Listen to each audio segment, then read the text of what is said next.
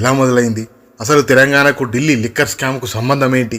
MLC కవిత ఎందుకు arrest అయింది? కవిత arrest అయిన వెంటనే కేజ్రీవాల్ని ఎందుకు అరెస్ట్ చేశారు? ఈ విషయాలన్నీ క్లుప్తంగా మనం ఈ వీడియోలో తెలుసుకోబోతున్నాం. అంతలోపు కొత్తగా ఎవరైనా మా ఛానల్ని వీక్షించేవారు మరిన్ని ఇలాంటి ఇంట్రెస్టింగ్ వీడియోల కోసం సబ్స్క్రైబ్ చేసుకోండి. ఢిల్లీలో గతంలో 60% మద్యం షాపులు ప్రభుత్వ ఆధ్వర్యంలో, మిగతా 40% ప్రైవేటు వ్యక్తుల ఆధ్వర్యంలో నడిచేవి. అయితే వీటిని పూర్తిగా ప్రైవేటు వ్యక్తులకు అప్పగించాలని 2020లో కేజ్రీవాల్ ప్రభుత్వం నిర్ణయించుకుంది.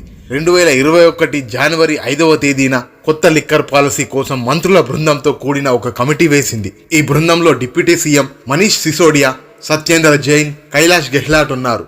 ఆమ్ ఆద్మీ ప్రభుత్వం తన నిర్ణయాన్ని ప్రకటించిన 2 నెలల తర్వాత అప్పటి మంత్రుల కమిటీ ఒక రిపోర్ట్ ఇచ్చింది. 2021 మార్చి నెలలో మంత్రుల కమిటీ సిఫార్సుకి ఢిల్లీ కేబినెట్ అంగీకారం తెలిపింది.